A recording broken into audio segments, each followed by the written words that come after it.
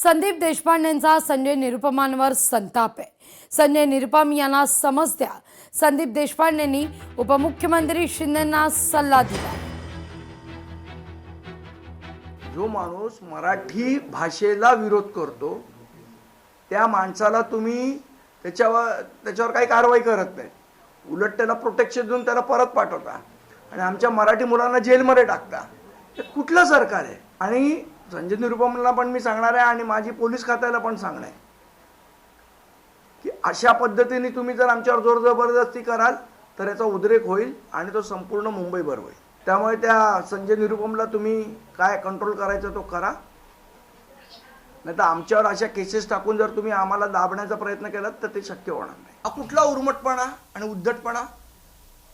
आणि नाही पालन करायचं असेल महाराष्ट्राच्या कायद्याचं तर इथनं निघून जा, काहीच प्रॉब्लेम नाही। आम्ही तुम्हाला काय जबरदस्ती बोलवलं नाही आहे। तुमच्या इकडे रोजगार मिळत नाही म्हणून तुम्ही आला तिथे। मला असं वाटतं जर आज आनंद दिघे साहेब असते तर संजय निरुपमच्या त्यांनी स्वतः कानाखाली मारली असती, तर दिघे साहेब नाही तर निदान शिंदे साहेबांनी तरी मारावी। राजकीय पक्षाच्या महिलेशी असभ्य संभाषण हे प्रकरण आणि या प्रकरणी एक पोलीस अधिकारी आणि एका कर्मचाऱ्याचं निलंबन करण्यात आलंय। पोलीस अधीक्षक आचल दलाल यांनी ही कारवाई केली आहे। वृद्ध कलावंतांची आधार पडताळणी प्रक्रिया पूर्ण करा, वृद्ध कलावंतांचं मानधन तात्काळ द्या, सांस्कृतिक कार्य मंत्री आशिष शेलार यांचे निर्देश आहेत। पु ल देशपांडे महाराष्ट्र कला अकादमीत आढावा बैठक पार पडली आहे आणि त्यावेळी हे निर्देश देण्यात आले। मुलींची छेड काढणाऱ्यांवर तात्काळ कारवाई होणार आहे। पंढरपूर पोलीस ॲक्शन मोडमध्ये आहेत।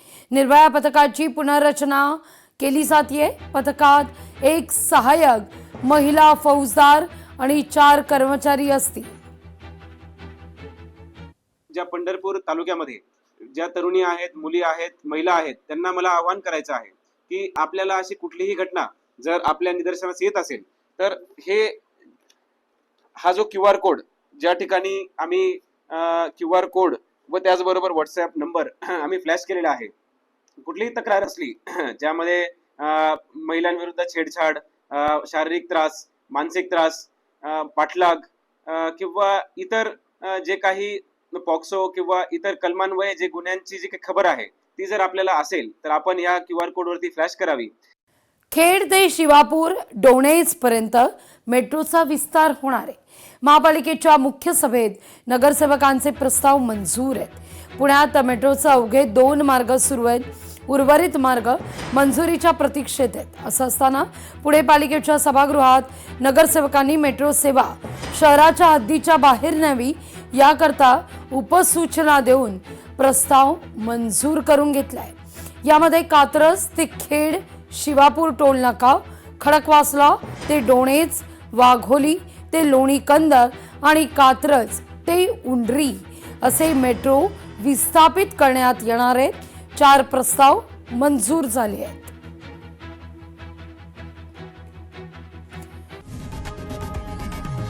लोकशाही मराठी ऐका, पहा, जागरूक रहा।